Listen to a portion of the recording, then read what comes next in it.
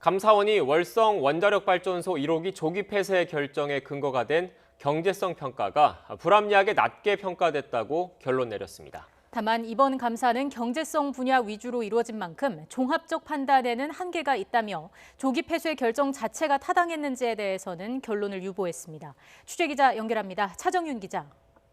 네, 감사원입니다. 네, 자세한 감사 보고서 내용 전해주시죠.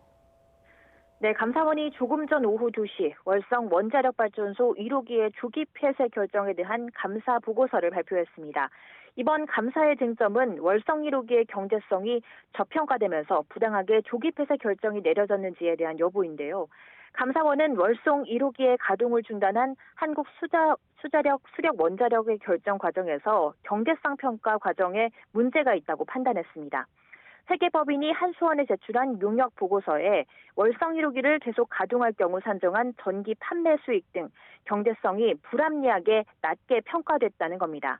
그러면서 산업부도 경제성 평가의 신뢰성을 저해하는 데 관여했다고 지적했습니다. 당시 백운규 산업부 장관이 외부의 경제성 평가가 나오기도 전에 한수원의 조기 폐쇄 결정과 동시에 월성 1호기의 가동을 즉시 중단했고 경제성 평가의 문제점을 알 수 있었는데도 내버려뒀다는 겁니다.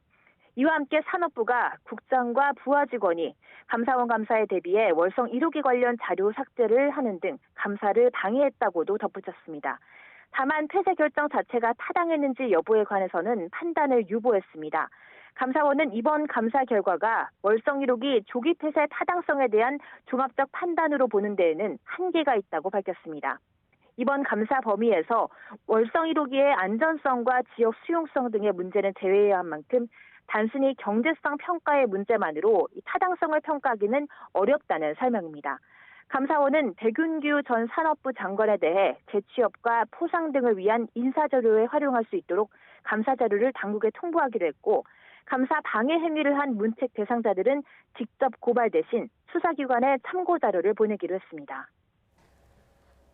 네, 차정윤 기자, 이번 감사 보고서 감사 시한을 넘기고 결론을 낸 건데 얼마 만에 의결된 겁니까?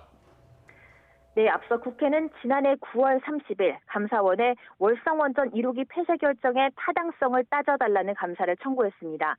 지난 2월 법정 감사 시한도 넘겨서 최종적으로는 국회가 감사를 요구한 지 385일, 1년을 훌쩍 넘겨서 내린 결론입니다. 앞서 감사원은 4.15 총선 직전에도 사흘 동안 감사위를 열어 감사보고서 의결을 시도했는데요.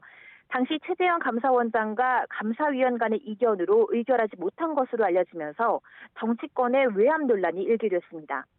결국 1년 넘게 내린 감사원의 결론도 사실상 조기 폐쇄 결정의 문제점을 인정한 것으로 볼 수 있어서 정치권에도 작지 않은 파장이 일 것으로 보입니다. 지금까지 감사원에서 YTN 차정윤입니다.